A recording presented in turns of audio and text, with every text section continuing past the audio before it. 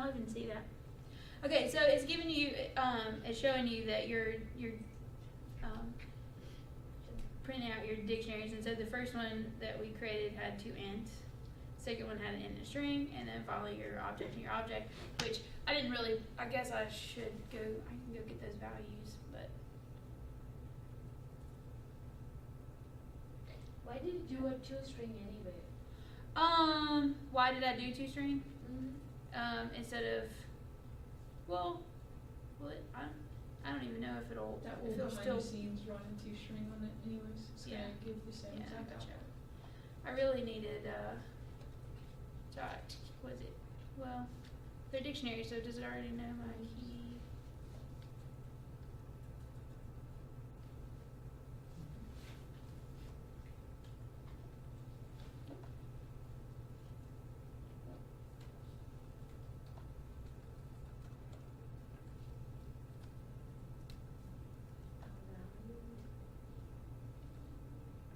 Will that print out the values? It will, it's still gonna be the Yeah, object. still look the same? Yeah. Just string with that object. That's what I need to do to string? No, I'm saying like it's doing that for you. Values is like, it's a collection, so you can. Yeah.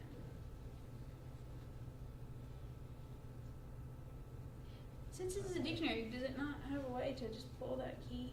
I think I'm really just getting way off topic here, so maybe I should just skip this part. That's a good segue into Link. Yeah, I was about to say that. Do you what? Oh, yeah. We'll come back to this. Alright. Okay. So, do you guys have any questions about generics?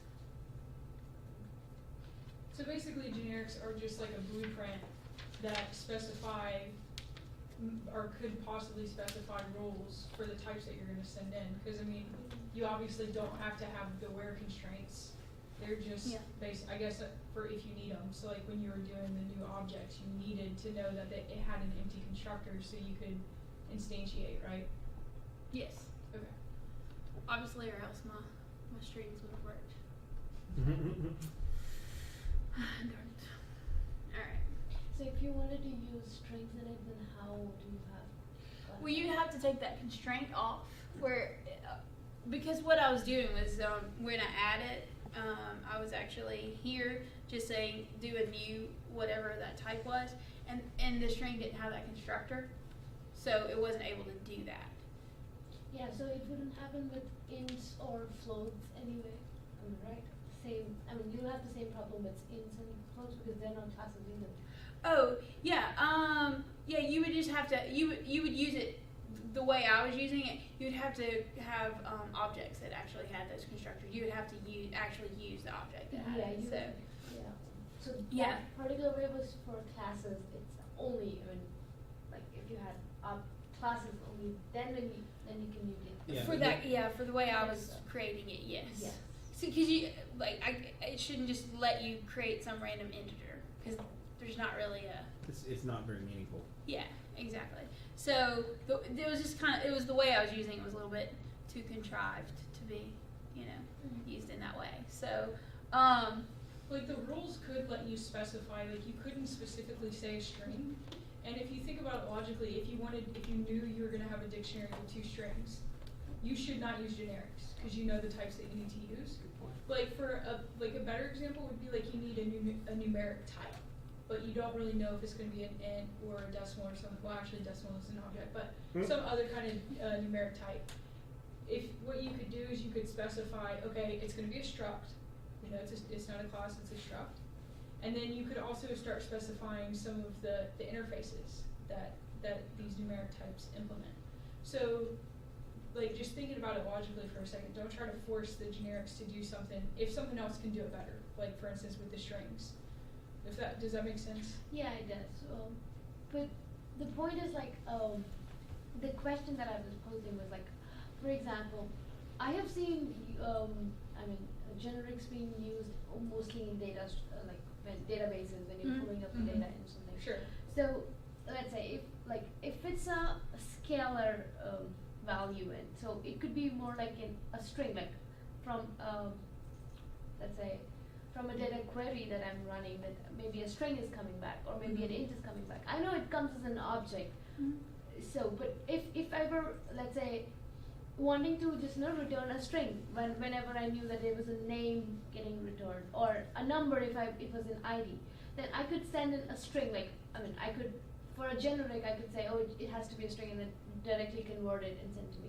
But so you would want us to make an object that time, that okay, an object will have a string, or you just send in the word string itself, like the So keyword. if you should, like, Does that make sense? I think what she's I'm saying asking? if she has knowledge of the system beforehand that it's going to be a string when she makes that call, is it okay to just put string there as opposed to doing a generic?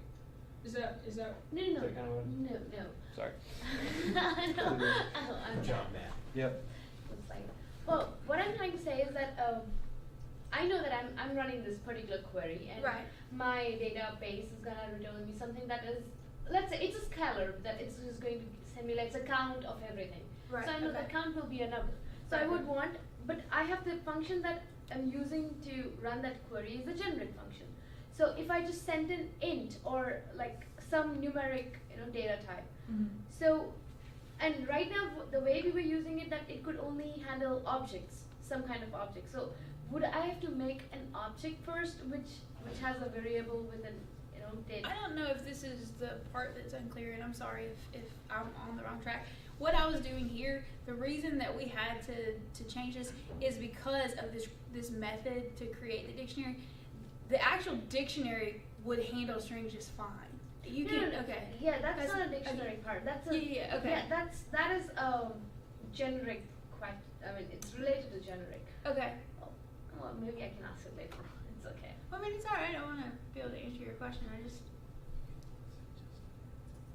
So the thing is, like, the difference between like object and integer at this point is that you have two completely different types. Like an object is a class, and then an integer is a struct. Yeah. And so if you are trying to manipulate a generic method that forced you to use a struct, then you would have to cast it to an int first to basically make that constraint happy. But if it was the other way around, and it was a struct, or I'm sorry, you had a struct, like an integer value, and you were gonna try to pass in, Something that expects an object. yes, you could actually pass in the object, and that would be fine, because objects are smarter than structs. So you could say if the value was 5, you could say object s equals whatever your integer value is, and you could basically manipulate that generic.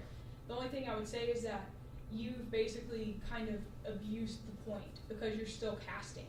And generic, like the biggest value of using generics is so that you don't have to box and unbox. So what I would suggest is just have an overload, a generic overload, that one that accepts classes and then one that accepts integers, if that's your use case, as opposed to basically manipulating the method to do what you need to do. Is that Yeah. okay? Yeah, I got your point. Any other questions? Yes. Does anyone in the room play with pattern matching in C#? No. No? Like what? Just pattern matching, like string matching, and just like for more programming and just kind of stuff like that. Just curious. They were talking about adding a lot of pattern matching stuff into C#7, but I don't think it Because I know there's not a lot right now. Yeah, there just isn't very much. I know F#, they're looking at some of the stuff that it does.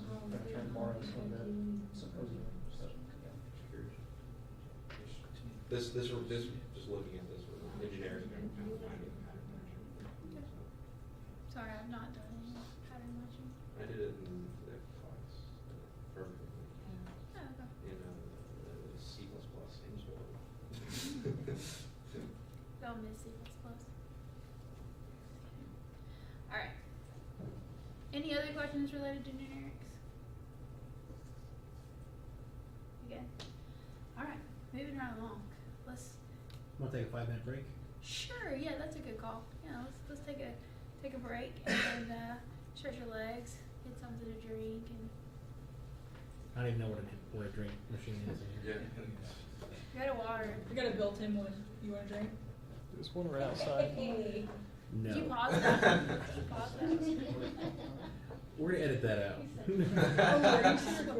we pause that?